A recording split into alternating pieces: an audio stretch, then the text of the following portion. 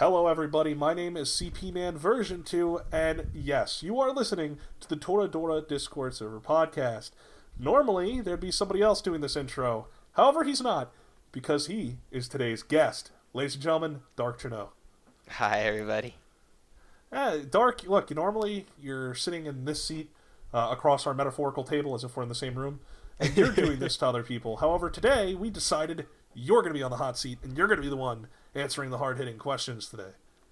Yeah, I'm really excited for it. I think it's a fun twist of events. I agree wholeheartedly, and it was 100% my idea, everybody. Just to let you know, if you love it, it's all because of me. But anyway, so you know the drill better than anybody. You know what we're going to do here. You've been on every single episode so far, and that's, for a reason. You are the host. However, you're going to answer the questions today. We're going to find out just how. Well, to be fair, you guys might have seen a former podcast with one Umi. Dark kind of talked about some of these things before. Tell you the truth, he's probably talked about everything we're going to talk about at some point before throughout the many podcasts prior to this one. However, we thought it would be a good idea to just keep them all in one. But, so why don't you refresh our memory, Dark, and we'll start at the beginning. Okay. How did you find Toradora, and what brought upon watching it? Okay, so to talk about how I found Toradora and how I started watching it, we actually have to go quite a bit back in time. Long before I even knew of Toradora's existence, because it was really a part of a chain of events that has led to now. Now, to be fair, before you continue, I don't mean to interrupt you, I definitely want to give you your time, but usually things start before you know about them with you not knowing them. So I'm glad to know that that's where the story is starting. I'm just letting you know that I appreciate it. No, you're welcome. I'm happy to clarify. Okay, alright, but please continue. So the first anime I ever watched was a show called Death Note, and I loved it. Oh, Death Note, okay. I saw it back when I think I was like a sophomore in high school, maybe a junior, but I'm pretty sure it's sophomore. Oh, jeez. So you were a sophomore in high school watching Death Note. Were you wearing pants that were far too baggy for you and very light? Were there chains on them? Did you wear a beanie? No, I was wearing shorts that were too short, probably. Oh, okay, so you didn't look like a school shooter. Good. I'm glad. No. Oh, what a classless joke. This is why I don't host these podcasts. But anyway... Yes, Death Note. And the reason why I bring up my first anime is because it was the first and only one I watched for a very long period of time. Yeah, and that makes sense because you're not a weeb. Yeah, thank you. Yeah, correct. I am not a weeaboo. This is a 100% weeaboo-free podcast. And the server as well, so if you ever think about joining the server, which if you're interested in, you can go to the Toradora Discord, sorry, not the Toradora Discord, the Toradora subreddit, and you can find out there how exactly you can join the Discord community. Mm-hmm. What you were saying. But yeah, so I finished it, really loved it, and I looked for more anime to watch. Now, my friend had originally recommended me Death Note, so I trusted his second recommendation, which was Code Geass. I did not like it at the time. I haven't revisited it, but I didn't like it, and I kind of wrote it off as like, oh, Death Note was the exception to anime. Oh, I see. Everyone has that. Everybody has their anime. Look, you'll come across a lot of people, especially in America, that sit there and like, oh yeah, I love Dragon Ball Z, but I hate anime. You will find a lot of people that will say something like that. Mm-hmm. And that's how it was for me with Death Note. I was like, oh, that was the great one. And I thought Code Geass was just weird, dropped it first episode, wrote off anime. And it stayed that way until another friend in a Discord server, not the Toradora one, this was the League of Legends general discussion. So was this an official League of Legends Discord server? No, there is an official one now that Riot made and mods, but it was started by a rioter, but it was always a community thing and run by the community before he eventually dipped out of it and passed it on to a community member. And they knew me on the forums and in that server as the Aatrox guy, because I mained Aatrox, and everyone thought he was straight garbage, and he was a very disadvantaged champion, but I just loved his theme, I loved his design. He was this, he was like a drain, and not a sustain tank, not a drain tank, but like an attack every time you attack you get healed type of character. And I Okay. loved those designs, and at the time I really liked League of Legends. And so I took Aatrox with him, loved his abilities, loved his theme. He talked about he's this sort of creature of long history, Oh, like very loreful. yeah, and he is, yeah, as he says in one of his quotes, "I am as timeless as war." And so he's just been in 1,000 battles fighting for different sides, but always turning the tide and always changing the people he fought with. They would become, bloodthirsty, ravenous warriors and become, stronger than before he had shown up. And I thought he was really interesting. I mastered his kit, and I got to be known in that Discord and on the forums. And one of my friends there, his name was Dinner for Two. He's still around. Oh, that's an interesting name. Yeah, he's a cool guy too. He's cool, every bit as cool as his name. And he showed me the second movie in the Evangelion rebuild because it was GD movie night. Is that the one? And Is that the movie that I had asked you about a while ago? Like there was a character on the cover, and I was like, "Who is this?" yes, Oh, yeah, I still think that that's a very very nice character design. Mari Makanami, yeah, or Know the nothing about her, illustrious but Mari, yeah. I find her to be hot. So there you go. She's a good character. I just wish we knew a little bit more about her. The third movie didn't really tell us much about her, but I'm hoping the fourth movie, which is upcoming, will. But and I loved but when he showed me 2.22, I loved it. I was like, now this is cool. The action, the ideas. I hadn't seen robot design like that, mech design like that. I remember seeing a massive wall of like basically turrets and all that kind of stuff shooting at one of the aliens called an angel, and then seeing the Avas get deployed against it. I loved it, and I kept coming back to it and watching the other movies, the original series, getting deep into the lore of Ava, and I wanted to watch more anime after that because I was kind of like, wow, this is just epic. And I ended up watching one that I had only really heard from name from just basic Google searching of like popular recent anime, right? And that was High School DxD. Oh, okay. Well, that's whew. Let me tell you, everybody. Dark Trennow has taste. I I don't get know what that roasted thing for is. it every time it comes up in AMQ because it's a very Dark Trennow isn't subscribed to Crunchyroll. He's subscribed to Pornhub Premium. it's a very loose anime with adult content at times. You know what? Loose is a very interesting word to use. Yeah. I would go as far as say, yeah, a lot of those girls are probably... Never mind. But I was genuinely entertained by it. I thought the surprising amount of real plot, not the joke people use for fan service calling it plot, but there was an actual story between the main character and the main love interest of the series, Rias, and Issei as a main character was really entertaining to me. He had all these great jokes. They didn't feel like a quip though, like you'd see in a stupid Marvel movie. I like seeing him grow as a character, and he's a lot of fun. Character growth is very nice to get in any anime, yeah. really. So it's good to know that even pornography will use character development. Even High School DxD can have a functioning main character. What's your look at that? And I kind of hit a dead zone after that, or a dead spot, because that was like basically all the anime I knew was Death Note, High School DxD, and Evangelion, and I really didn't know where to go from there. I started to just play around with Funimation because they did dubs, and I know I'm basic here, we've I like talked about watching Funimation dubs. ad nauseum on this podcast before. Yeah. And I just started like kind of watching episodes of this or that, My Hero Academia, World Break, and just simple stuff. Watch a few episodes before I got blocked by the paywall. I was astounded with how cheap it was, so I went ahead, signed up, and burned through the rest of My Hero Academia and some other stuff. But I was really like, dang, I want to like actually get into like the anime world. I want to talk to other, because I was having such a fun time with it. I wanted to have people to talk about it with.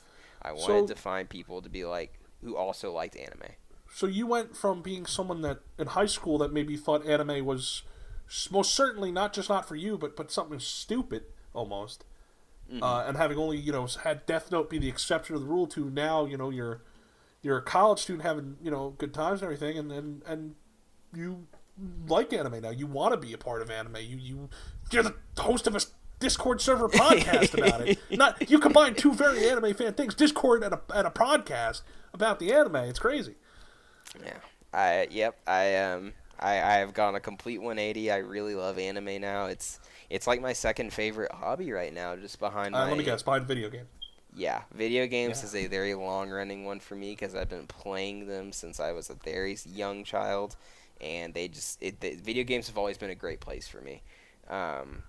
It's a great form of escapism, and anime has done the same for me too, where it's just been like, wow, no matter what kind of day you had or how boring life is, because that's what the thing is about human existence is we want everything to be as simple and to be as safe as possible because it's horrible any other way. But at the same time, it's fundamentally boring. There is no excitement. You can't just get up and go on an adventure. You can't become a great hero.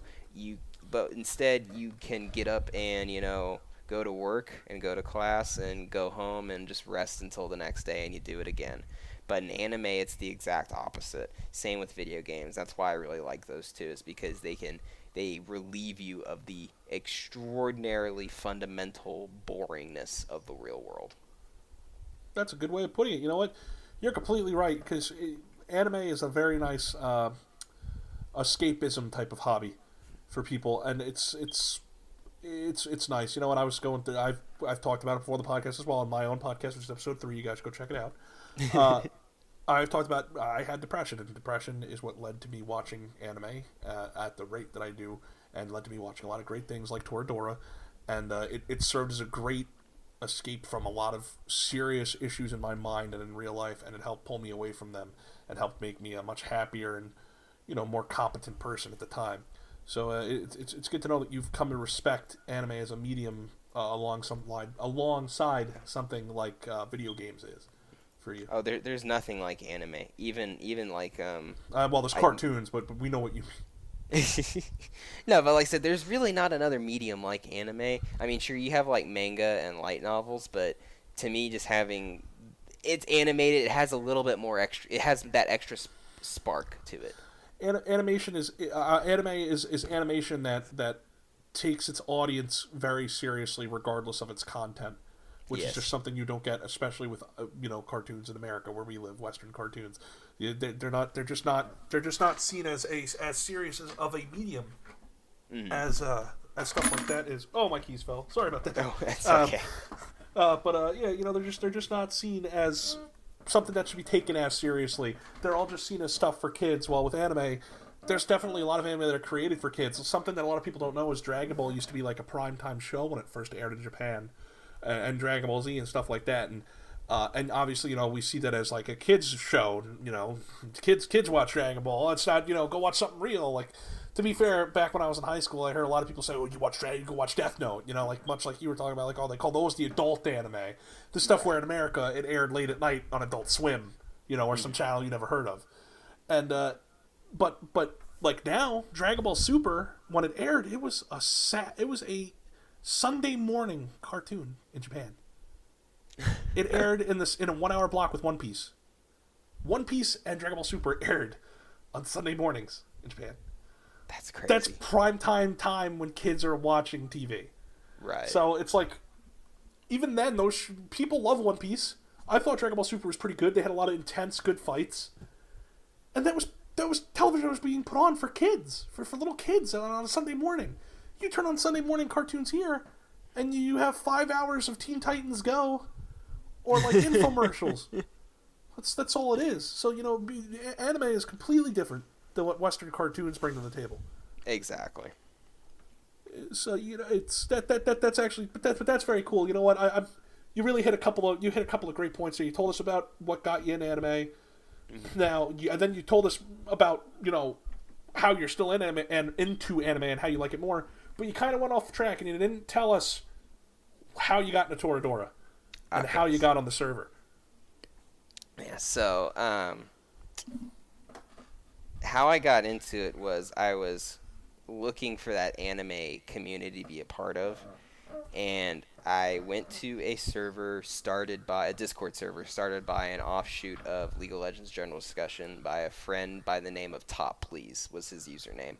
Okay. And I just went in there, and I knew he liked anime. The server was anime themed, even though the server itself was largely dead. But I went in there and I said, "Does anybody Happens have an sometimes. anime server? Does anyone watch this or talk about this?" Is And anyone here a weeb? Please, I'm looking for weebs. basically, yeah, I was like, "Who else out here likes this crap?" And a person by the name of Where Wishes Come says, "I have a server. I'm working on the bots right now, though, but I'll invite you when it's done." And I didn't know Where Wishes Come very well at the time. Now, later down the road, we're pretty good buds. We have each other added on Snapchat, and like I said, we're Whoa. genuine friends. Well, as And I've made this joke before, but the fact that you're not somebody's sister and you have him on Snapchat is incredible. it really is, though, knowing him. Though, then again, you also are an overweight Chinese man, and he Oh, does like the Asians, of course. so it makes sense. But and I really thought he was blowing me off, because I said I didn't know him that well at the time, and I thought like, oh yeah, working on the bots, whatever. And then to my great surprise, 2 days later, he sent me an invite, and that invite was to the Toradora Discord server. There you go. Just like And that. Wow. Yep. And I had literally no. This was in April of 2018, and I had no idea where I would be just literally 2 months later. I joined. Everyone was super friendly to me.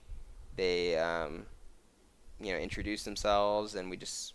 But for the most part, the pace of the server never changed. I just kind of drifted into the mainstream flow of it, and they realized pretty quickly after talking to me for a little bit over the course of the first few days I was there, I had never seen Toradora. I hadn't even heard of it. And they were like, "Why did you join a server you haven't even seen an anime Then what the hell are you doing here, man? Yep. Why are you in our server? Get out. We're gonna look, especially if you're interested in it. We're gonna spoil it for you. Like it's. No, they actually didn't spoil it for me. That's good. And I explained to him, anybody that asked, I was like, "Oh, it's because of Wishes." And it turns out Wishes owned that server. He is That's true. He is the founder of it and the head moderator. That server, And once again, if you would like to join, head on over to the Toradora subreddit, and you can find out just how you can there. Mm-hmm.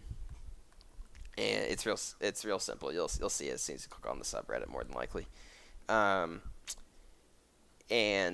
I said, well, I guess I should start watching this, and I did. And how I kind of broke the ice with newer people, because you always want to be, like when you join something new, you always want to prove you're a good member, you're a good addition, but you don't want to, be like overbearing, Yeah, totally, I get it. And I started leaving little blurbs of what I was thinking of the episode and what was happening in the general chat. And one of the mods was like, hey, yeah, move that to spoiler chat. Oh, I can only imagine which mod it was. Your guess is probably right. And when I moved them to spoiler chat, I actually turned them into full reviews. I would watch the episode and immediately go type up, basically moving through the episode, the different events, what I thought and how I reacted to them. And people actually really liked that. And so I kept doing them. And they got longer and more complex as time went on. And I still promised Soy I would finish the last 3, because I watched the last 3 before I had to go to work one day, so I didn't have time to type them up. So I need to go back and rewatch them and finish those. See, it turns out the truth is you just didn't like them, and that's why you actually hate the series a lot, like the way it ended. I will say that I hold this somewhat of an unpopular opinion. I won't say it's unpopular, but most people would disagree with me. I like Toradora, but I don't consider it a masterpiece. I get it. I disagree with you. I do think it's a masterpiece, but I also make it a point to say it's a masterpiece of its genre. Mm-hmm. I do think it is like the best rom-com ever made. But I get what you mean where you don't think it's a masterpiece of anime, because it's not. It's not a masterpiece of anime. It's a masterpiece of its genre, but it's a very good story. Oh yeah. I think it's a masterpiece in writing. I think its story is phenomenal and its characters are phenomenal as well. But the anime itself, I don't find it to be a masterpiece in that way either. So I can agree with you there. I think you nailed it perfectly there with saying it's a masterpiece of its genre, because as a rom-com, it's absolutely fantastic.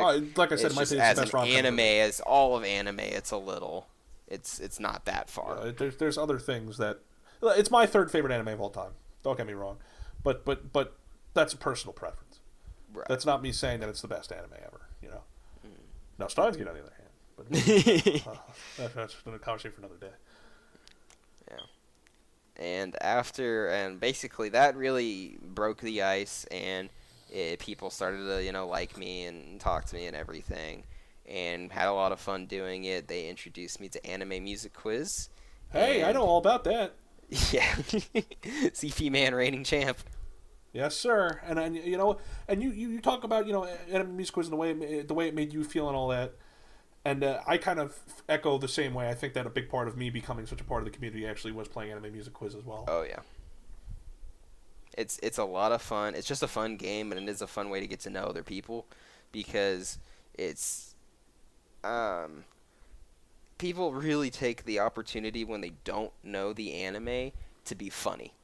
Yeah. And they put something that is hilarious in the guessing chat box, or just in the normal general chat in there, and you laugh. I used to put animal fun facts in them when I didn't know the anime, and people started to be like, well, come on, keep telling us more, and like, we didn't used to do voice chat as often as we do now. No, not at we all. now Dark do voice dark chat, like, dark chat, several times a week. Or as I like to call it, Dark Tonight, but I know that's really caught on.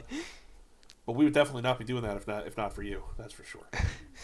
Thank you. I'm honestly glad that people enjoy it and we have fun, and all it is we give it the name Dark Chat with a little trademark, but it really is just like people in the server just get in there and we hang out, and it can be anywhere from like an hour to like 5 hours. We've been in there from like 8 o'clock at night to like 2 in the morning.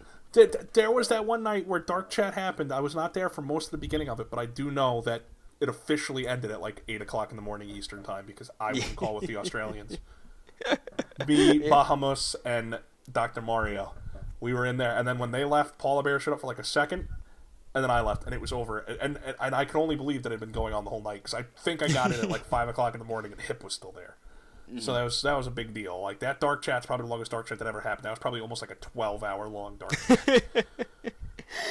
And it's a testament to how good our community is that we can do that. We can literally just keep voice chat going. Some people will leave, but more will join, and you just rinse and repeat. And like I said, and we hit one of my goals with it, which was, of course, everyone having a good time and everything, and it's just a normal voice chat, but that even though it has part of my name in there, which is really cool. And I shouldn't say that like I'm flattered. I named it myself. But it happens even when I'm not around. Because like I work Friday nights, so I'm not usually there until like I get home from work at around like 11:30 at night. And then there will already be people who were in there, are still in there, are going to be in there after I get off and go to bed. So You've been in there it's plenty vibrant. of times. Yeah. And AMQ was a big part of that, because we often play AMQ in voice.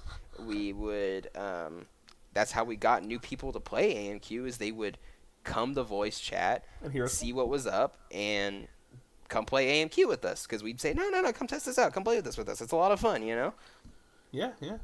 But I'm sorry, I deviated from your original question, which was... You for the most part, answered it, really. I mean, you found the server through Wishes. You were buddies with Wishes beforehand. And being part of the server led to you watching its namesake. Yeah. Yeah. And I still remember I had only been there a few days the first time we had voice chat that I was there for. I think Smiling Joe started it. Yeah, and then I showed up. I got to know a lot of people, including you. I remember that. I came into a voice chat. I was in the server for like a week beforehand. Didn't say a word really. Came in and joined that voice chat. I was in there for a little bit. I talked to you and Joe. Left, didn't talk again for like another week and a half. And then I saw that they were playing Anime Music Quiz. And I was like, what is this? Because thankfully, just recently, a friend of mine would get in call on Discord. We would get into a room and we would play Anime Music Quiz videos on YouTube. Like, the minute a theme song would play, an opening, we would guess. Whoever guessed it first right got the point. We would count. And me being in that mood was like, oh, what's the Anime Music Quiz? And I played it, and it helped me really get to know everybody. So if it weren't for Anime Music Quiz, which a lot of people in the server, it's kind of a polarizing thing. There's a lot of people that like it and play it, and then there's quite a few people that think it's like the devil. Shin says he'll never play it. Altria hates it. You know, there's Zeraxix is terrible. You know, there's plenty of people that will never play it in that server, but there's more people that do. And for a lot of us, Anime Music Quiz actually played a big part in, you know, getting us integrated into the server, into the community. So it's not anything to sneeze at. Anime Music Quiz does have a long and fruitful history in our Discord server, especially in 2018. No, I agree, and it's been nothing but positive for us. That's always exciting. We actually managed to get our own text channel for AMQ now because we talked about it so much. And so you just ping everyone with the AMQ role. And if anybody wants, hey, does that not work out well? It does. We get games a lot more often, you know, and I get to remind people that I'm the champion and have been for over a month. Which, when this goes up, who knows if I still will be? But right now I am. So, you know, but yeah, that's very interesting. I think the most interesting thing to even take away from that is that you knew Wishes beforehand. I think that's pretty cool. And now I'm assuming you can call Wishes a good friend. Yeah. I mean, you Snapchat with him. What else could it be? Yeah. No, I said I'm friends with him now. Like I said, I'm really glad he invited me because I really didn't know how great of a community I was about to join, and the fact that like and you would say it's that only they would be excited about a newcomer watching their anime and actually leaving their reviews there, and like actually, you know, sit there and be like, oh wow, this guy's opinions aren't, you know, complete garbage or something. That it was actually like, no, this is really exciting to read. Keep reading them. They encouraged me and wanted me to do more of them. It was a lot. It's really fun actually. Let's say, man, stuff's interesting. But all right, so as you know full well, we here on the podcast, we like to keep a tally. Everybody new that we have on, we ask them, who is your favorite Toradora character? Now, keep in mind, this isn't who you think is best girl, because you could think, you know, Taiga's best girl, but Kinemura's your favorite character, but who are we kidding? That's not what's going to happen. Right now, the tally is as followed. Taiga has the most votes at 5. Ryuji has 3. Minori has 1, and Ami has 2. I think I already know what your answer is going to be, but I would like you to share with all of us, who is your favorite Toradora character? I'd have to go with Taiga. Oh, well, I knew the answer before, and I said so, but I wanted you to say it. So that means Taiga has 6. Wow. God, I think her journey is very exciting. Very engaging character. I know it's as a tsundere, she's the most basic, you know, anime girl archetype, but she really does do the tsundere archetype really fun, and it feels completely original. It's just interesting, and she shows such a level of growth as a character, but never forgets her original personality, which is why you see her, spoilers, do stuff like fight the student council president. And big spoiler. Yeah. Jeez. It's like, wow. You still see like, oh no, she still is that really tough bitch at times. Oh, totally. Absolutely. Just to, you know, the votes prior, my favorite character is Ryuji. That's why he has 3, thankfully. But Taiga is most certainly who I think is the best girl, and is honestly my second favorite character. She is a phenomenal character, and I'm happy that you enjoy her and see her in a positive light like so many other people do. But you know, I gotta ask you, Dark. I know you as being a ladies' man. I know you as you. In case you guys don't know, Dark Trennow is bringing a different girl home every other day. The reason why it's every other day is because sometimes he'll have the girl over for breakfast the next day. He's that freaking lucky, and he's also very well. He likes to roll the dice, if you will. Where are you getting this? I'm getting it from my knowledge. I know you quite well. We co-host. I know you. But here's the thing.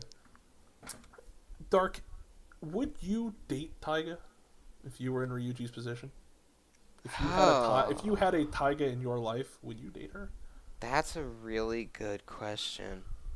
Because, the obvious part is like you want to say yes because you want to live that idyllic fantasy life, but at the same time, like, her personality might really be enough to force most people away, and I think that's how I would feel at first. And you know how, like, he first gets roped into her whole deal with Yes. when he finds her letters, right?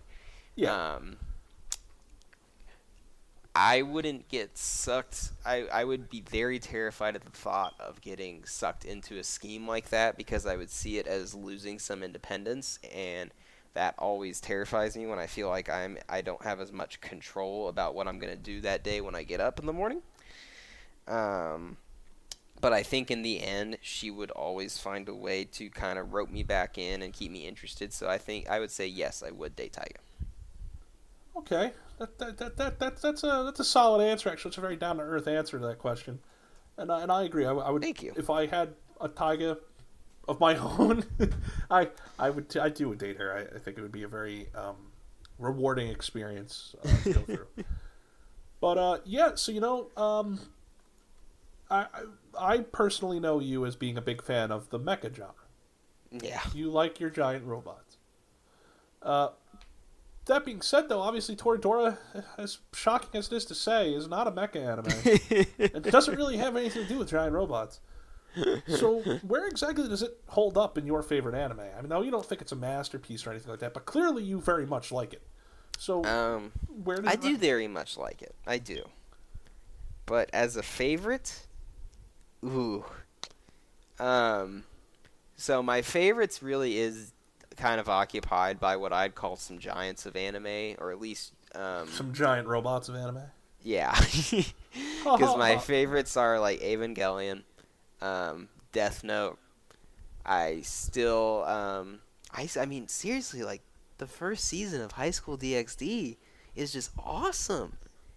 And outside of that bubble of those really, really great, renowned anime, Toradora is like on the very most edge of that bubble, because it is an absolute fun ride. Enjoyed it from start to finish. Very few complaints. What it lacks that keeps it out of my all-time favorites is just that it lacks something that really clicks with me. At its best moments, I'm entranced with it, but the series never enthralls me. Interesting. So it occupies basically the closest space. It's like number 11 on top 10 list. Okay, all right. That's maybe not something you expect to hear, but that's definitely interesting. I like the way you went about that. The guy who hosts the Toradora Discord podcast doesn't have it as an all-time favorite. You know what? Hey, that's fine. Like I said, it's my third favorite anime, but the important thing for me to realize is that I get why it's not super duper popular over with everybody else, even the people that actually did enjoy it. Mm. But so that leads me into kind of a different discussion, because I don't think we've ever spent a half hour talking about Toradora like that with anybody else but you. So that's probably we wrapped that stuff up within the first 15 minutes, but we went hard today. That's completely fine because we got Trennow as a guest. That's just not something that's really ever going to happen again. So this is the only time when it would happen. So let's move on a little. Let's talk about something else. I'm gonna make you work for this, Dark. I'm gonna make you work in this one. I'm not gonna throw you the curveballs. I'm not gonna throw you the meatballs. I'm gonna throw you the curveballs. I'm gonna hold off on talking about video games with you for a little bit, because that would just give you too much to talk about, and that would just be simple and easy. So I'm gonna make you work for it. So Dark, we know you like mech anime. Okay, we know you like we know you like your Darling in the Franxx. We know you like your in the Franks. Sorry, I should have just kept it as Frank because I'm hosting. Damn it, this is my podcast today. I say it however I want. No, but We know you like that. We know you like your Evangelion. Whatever.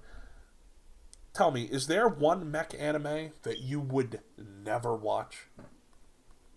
That you've come across and you're like, this is shit. I don't want to watch this. I will never. Not something you've seen. So keep in mind, even if you've seen an episode of it, not something you've seen, just something that you've come across. Like, for example, just like G Gundam. I'm not saying you never want to see that, but think of anime like that. Yeah, there's actually one. I'm gonna double check the name of it real quick, if that's okay. All right. I actually, no, it's not the... okay. Hurry up and give me an answer now. So I've seen it on Netflix. It has this weird 3D art style. Oh no. It's called Godzilla. Yeah, and I just kind of look at it, and though honestly, I just logged into Netflix to see another one, and Dragon Pilot. Pilot. Yeah, it really. Just looking at it. I think I've heard of that. I think that's new, isn't it? Yeah, the art style I really don't like. And is this what you would call a giant robot mecha anime, or is this just an anime about robots, about dogs, dragons? Yeah, because there's this sort of cyborg aspect to it. Like it's a dragon, but it's also a jet, and yeah. So are they dragon Frankses? Is that what they are? Yeah, kind of. And it's an interesting concept of turning a creature that can already fly into a flying machine. But the art style and just the idea of it all is way too strange for me, really. Okay. Like getting swallowed up by a dragon that wears jet fighter parts as an armor, and then jet fighter parts. Yeah, it's just kind of like, no, I really wouldn't touch that. Trying to think.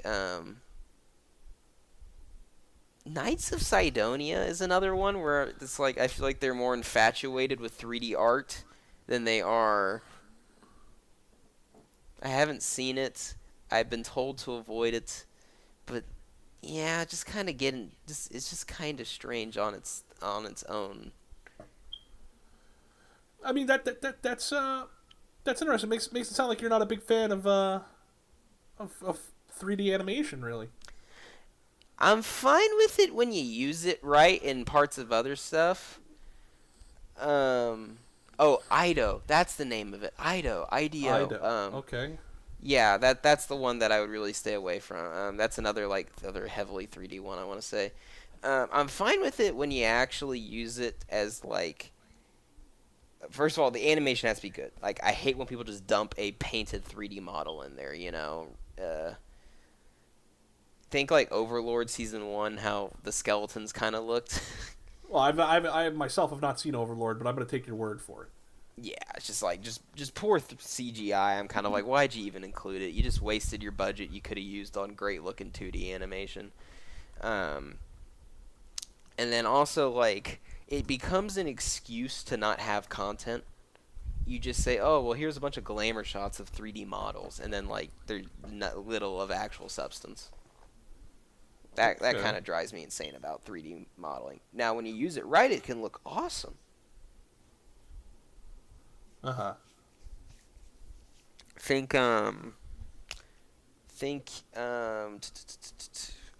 Really Ava 3, even though Ava 3 itself is a lackluster movie, they did use the CGI very well. It's actually modeled very well.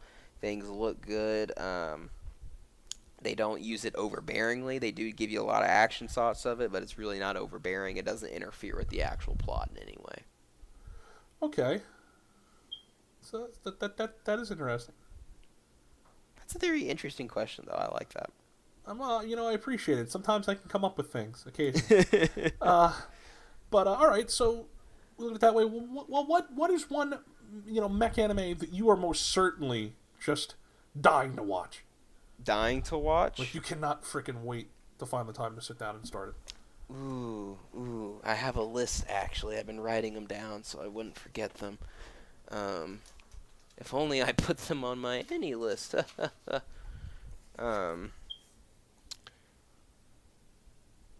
Believe it's called Ico, Aico. Oh, Ico Incarnation, or whatever. Yeah, Yeah, that's that's the something I mecha believe. one, isn't it? I'm not I'm not confusing it. sure, but I know Big Head has watched it.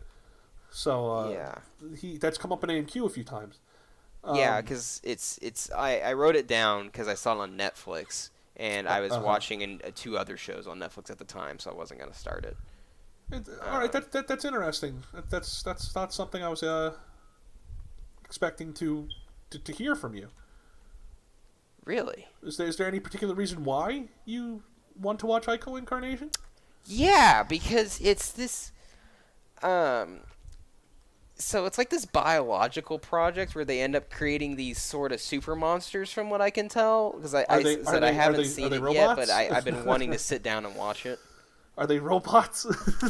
I hope there are robots in it. I assume there was because there were giant monsters. Like I said, I've only seen like the Netflix so it's gotta be a preview robot. trailer once or twice, and it's been a while because I've been watching Noah Zero. That's another one of those. Noah Zero, that was a letdown. Yeah. But I said I'm starting to think it's not actually a mecha. Looking at it, I'm sorry, I don't mean to throw that question off. Yeah, I was gonna say, like, I don't recall it really being super mecha or anything like that from what I've seen. Yeah. So I'm trying to. So this is mecha. It's not an anime, but it's a game I'm excited for. It's the Demon X Machina game coming to Switch. Yeah.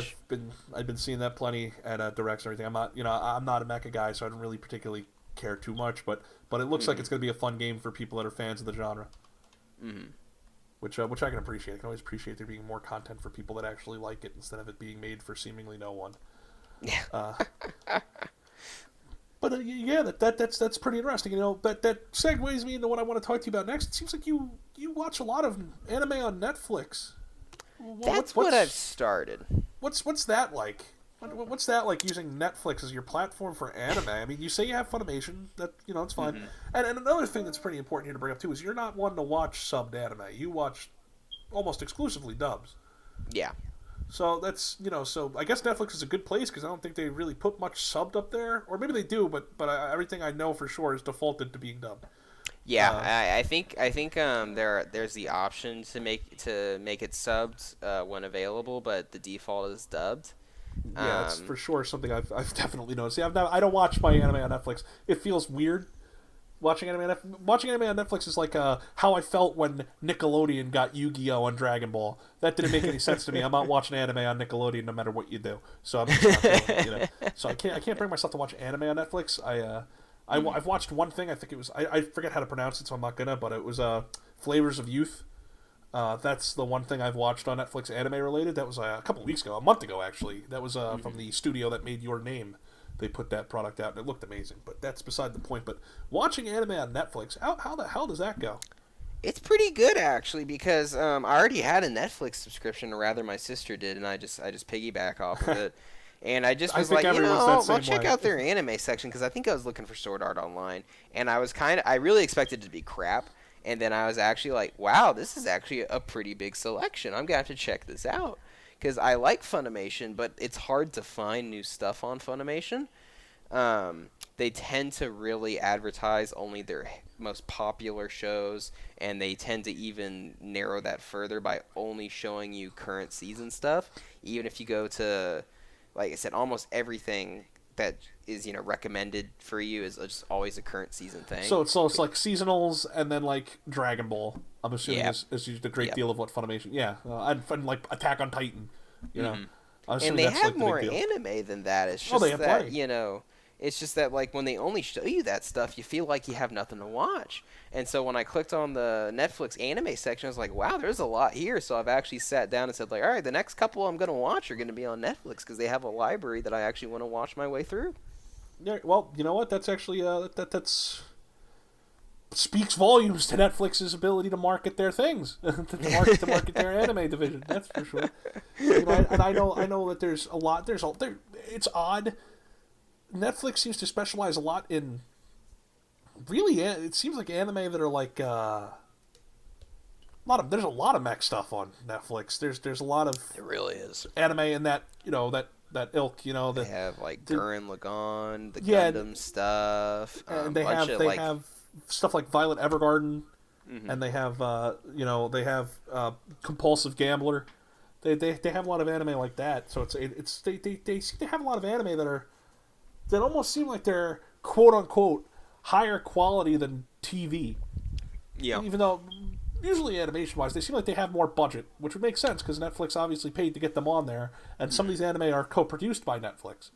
Oh So yeah. it would A make lot of sense time that they they would are. have money.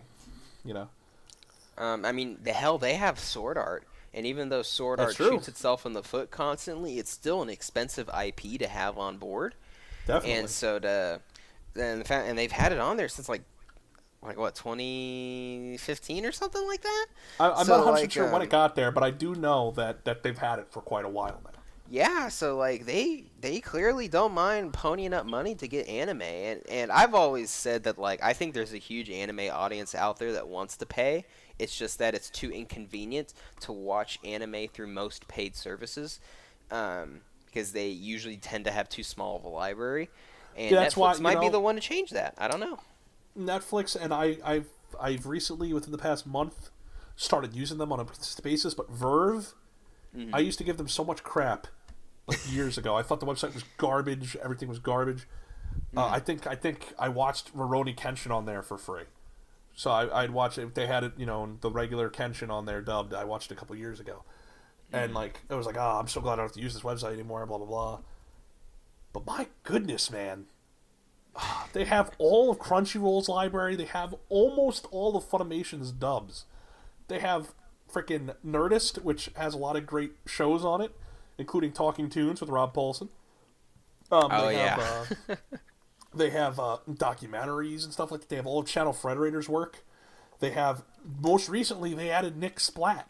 They have a bunch of '90s and late like early '90s, late '90s. That whole decade worth of Nickelodeon shows. That's a big deal. Some of those aren't even on Hulu. That's a pretty major deal for them to be found there.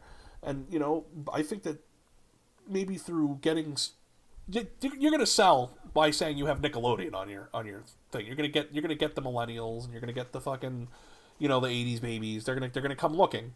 Be like, oh shit, really? Like, oh, the stuff I watched when I was like in elementary school. Cool. So here, I'll subscribe to your service and watch it. You got a lot of it, and that's gonna maybe introduce people more anime, which Netflix would also do.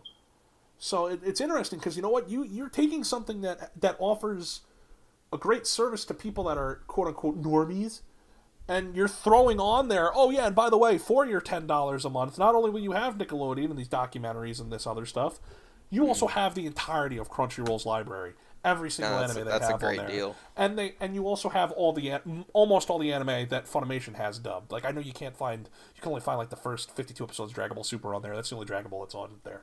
Like that's one of the shows that you can't find. But like that's a pretty major freaking deal. So, yeah, to piggyback off of what you said about Netflix, Verve is trying to do that as well, and it's highly interesting. But yeah, so we talked about your anime watching habits, the things that you like to watch in general. We talked mostly anime. I'm still not going to let you off the hook yet. I'm not going to ask you about video games because the minute I do that, I'm opening up Pandora's box. And I mean, thankfully, I probably don't have to hear you go on about Fallout New Vegas for too long a period of time because you're probably going to talk about that Valkyrie game or whatever or something else. Oh, But Valkyria 4. Valkyria, there you go, Valkyria 4. But I'm going to ask you something about the server. Okay. Trennow, would you say you're happy with the impact that you've left on the Toradora Discord server? Between being the host of the podcast, someone that has helped trigger this huge boom that has led to consistent voice chatting, and your humor is not lost on people. Your humor is very well respected. Do you like? Are you content and happy with the impact that you've left? With one day when the Toradora Discord server is gone, but its entire history is recorded, and people look back and they say, "Wow, Dark Trennow was a big deal here." Are you going to be happy with what those people find? Yes, I'm gonna be really happy because I've absolutely loved this server, and from the moment that I kind of realized I really enjoy spending at least some of my day in the server talking to people and playing games with them and just hanging out with them in voice chat. it's been very special for me, and it's made me very happy because I've made so many friends on here, and getting to be part of something that's so impactful is really an opportunity I never thought was going to happen, or I don't think you get handed very many of them in life, because I remember when, I can't remember who exactly said it. It was either me or Loss or somebody just in general chat one day said something like, "We're jokingly, this is going on the Toradora podcast or whatever," and I saw that and I was like, "Guys, let's make a podcast for the server." I kept hammering it too. I was like, "No, guys, let's actually do a podcast for the server." And Lost was like, "Yeah, man, let's do it. That'll be a lot of fun, actually." And sure enough, we actually did. We followed through. We put a lot of work into it, and That is true. Even though, ladies and gentlemen, I'll be the first person to tell you that I am useless in every aspect of this podcast creation outside of what I'm doing right now. But I can confidently say that yes, Dark Trennow and Lost have put in a lot of hard work, as well as other people behind the scenes like Carco and Altria. They put in a lot of hard work. It's and don't sell yourself short. You've been an important part of it too. Yeah, thankfully I'm the guy with the pipes, so that's why they keep me around. Because if Dark Trennow loses his larynx in an accident, they know they can turn to me. But but yeah, seriously, you guys deserve all the credit in the world. You really helped create something cool here from just a little joking idea. So for sure, and you should be proud of what you did, and you should be proud of the legacy you've left behind in the Discord server, for sure. But so thank you. I think now is the time for me to open up Pandora's box. Okay. And talk about the major thing that I know you have a lot to say about. And something I think everybody knows you absolutely love. Now, in case you guys didn't know, there's a few hobbies Dark Trennow has. Anime is definitely one of them. Very important to Dark Trennow's anime. And he's got something else that's very important to him. And that would be Red Baron frozen pizza. Yes, I eat it at least 3 times a week. You love Red Baron's frozen pizza. Yes, I want you now. Unfortunately, not just yet. At least not at the time that we're recording this. Who knows when it's going to go up, and who knows what it'll be.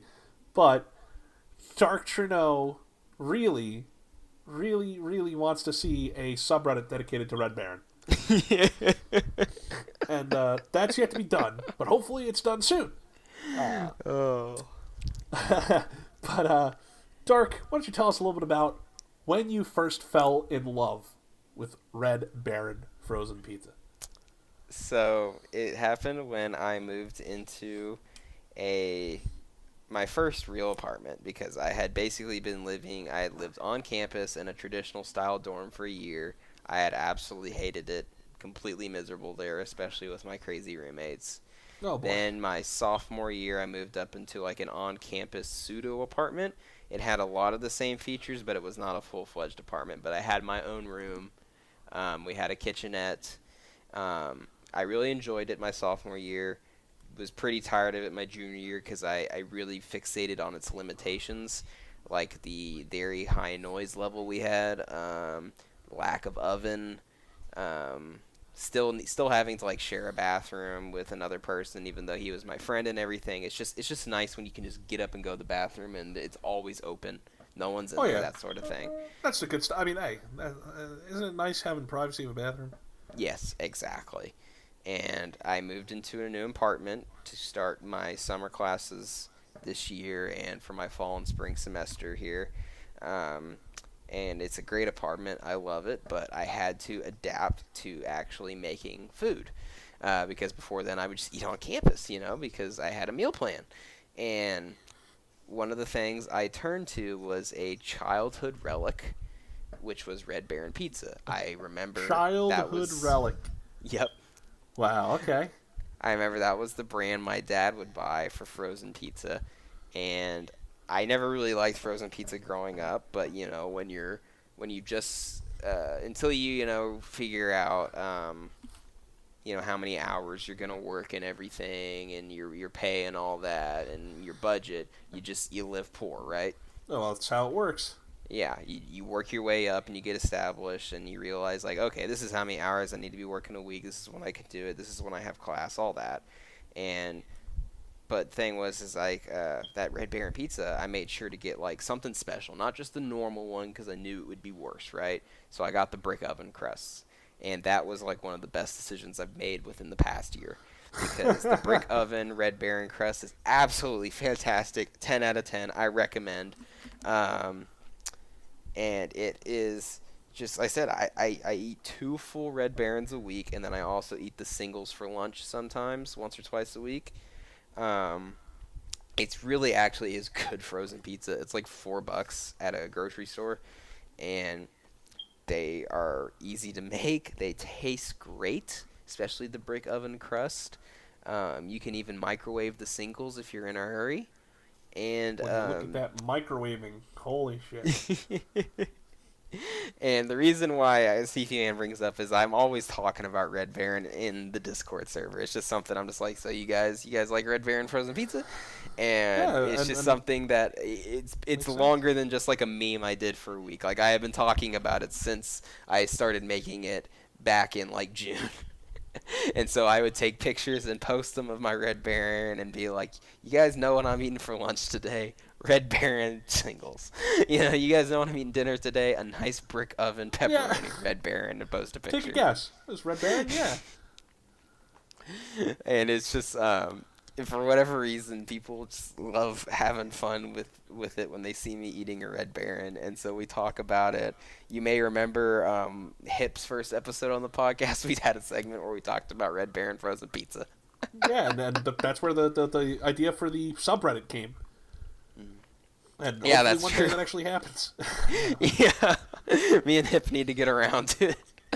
You know what? Just for that, when if someone wants to beat us to it, go right ahead. I was just shocked there was not a Red Baron subreddit. I have plans to go food shopping next Tuesday. You know what? I think in your honor, I'm going to buy myself a nice Red Baron brick oven pizza and make it for dinner that night. Thank you, my friend. You won't be let down. It really is some good stuff. It sounds that way, and it's been a little while since I had a Red Baron pizza. I remember liking it, so I'd like to, give it another try. No, it's a DiGiorno is overpriced. It is. It's good. Suck. I do like DiGiorno pizza, but it is overpriced. Mm-hmm. Yep. They have a very good variety, but it's not worth the money. Oh yeah, their variety is their strength. They have like so many different crust types and toppings, but it's kind of like, bro, it's still frozen pizza, and every other frozen pizza is like $3 to $5, and DiGiorno Don't go charge is like $8. Yeah, and it's just like, what? This is almost as bad as the Oprah pizza. You like that cauliflower pizza? Oprah's got her own pizza, guys. In case you didn't know, it's got like 15% cauliflower. It's incredible.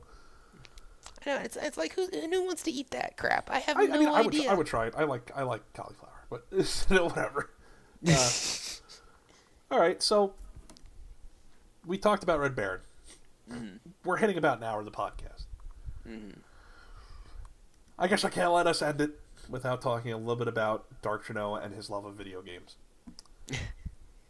So I'm going to give you back the reins on your own podcast that you're the guest of, and I'm going to say, talk about whatever you want when it comes to video games. Go right ahead.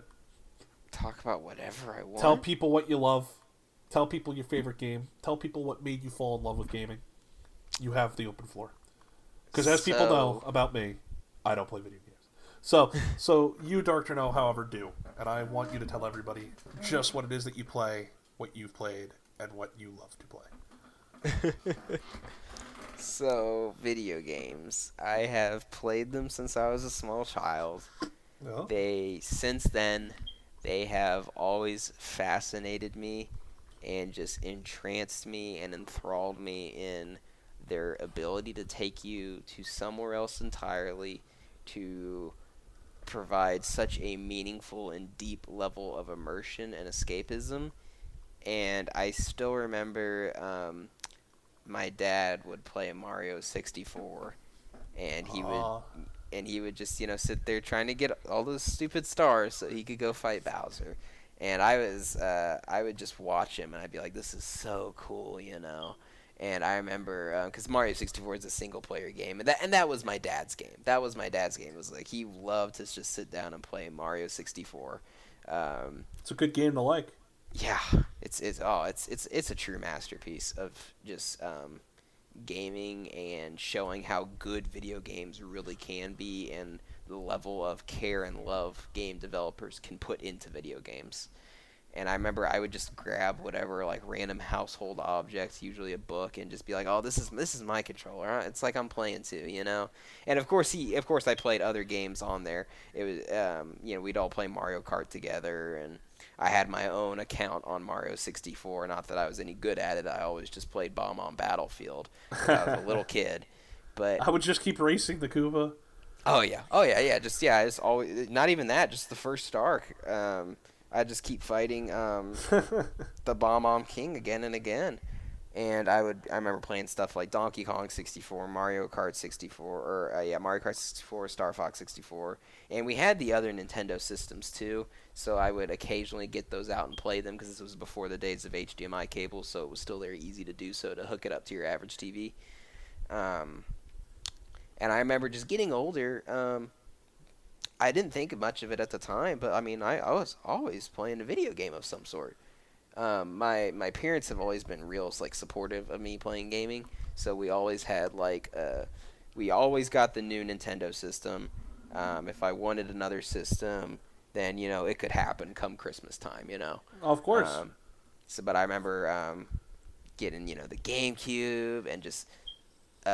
One day I just remember my mom's just saying, "Oh, we have a surprise for you." So she got me and my sister, and we're just sitting there waiting. We're like, well, what is this? What the heck is it gonna be? And just walks out. She brings in a big dictionary. Oh, sorry. She brought out a box, and on it was PlayStation 2. Damn. So we just playing PlayStation 2. I remember that and how cool that was. I remember and I remember, of course, the madness to get a Wii.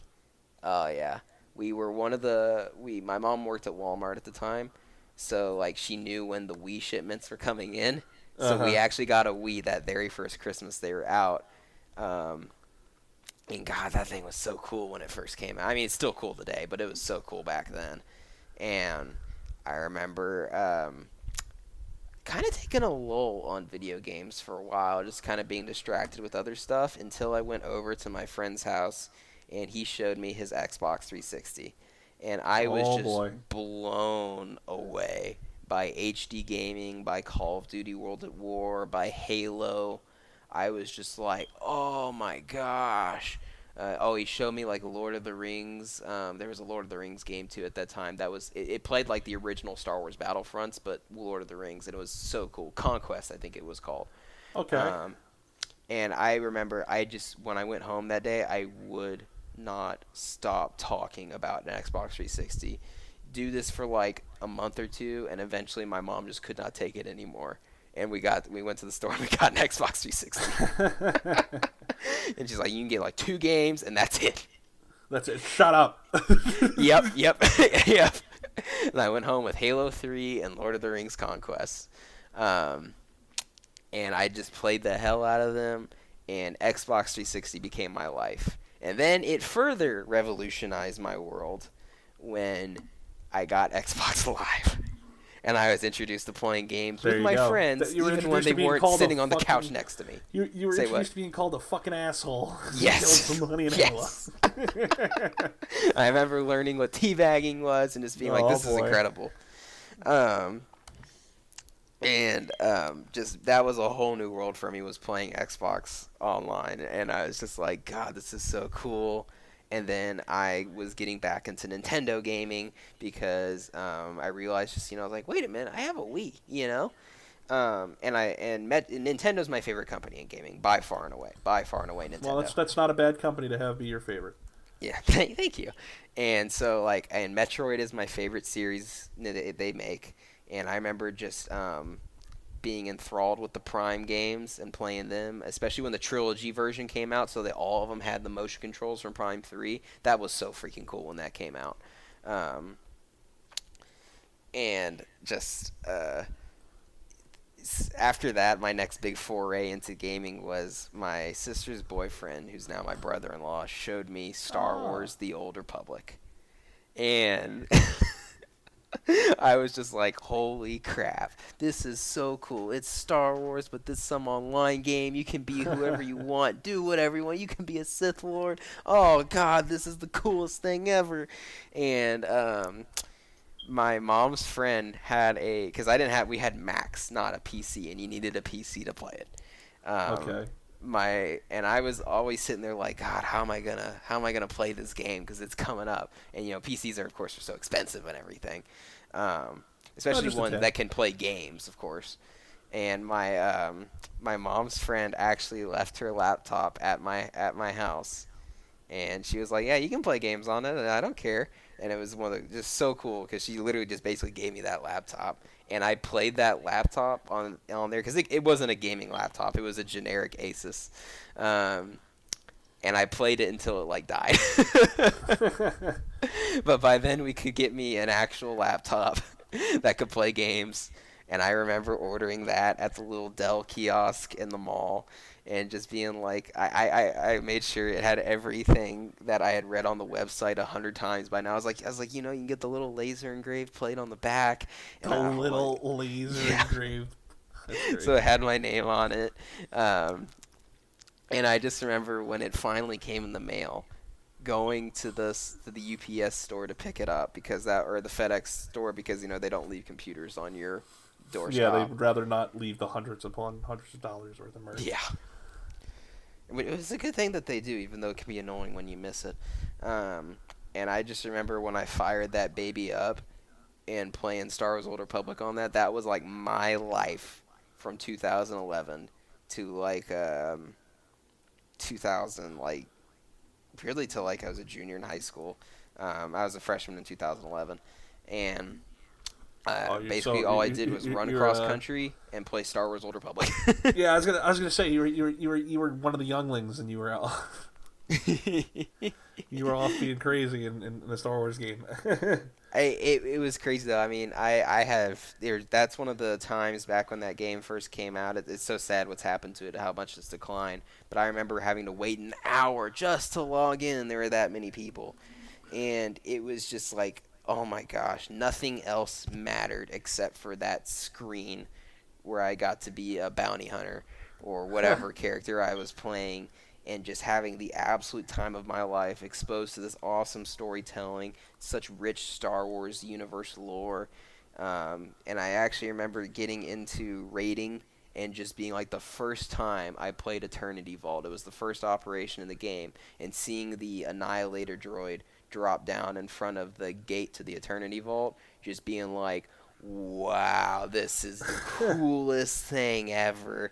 And the game started to experience a real decline at that time, and I remember there were very few guilds left on my server, and we ended up being a top raiding guild, just because we were still around and still raiding, and we were actively trying the new raid, which was Conflict on the Nova, or Explosive Conflict, something like that.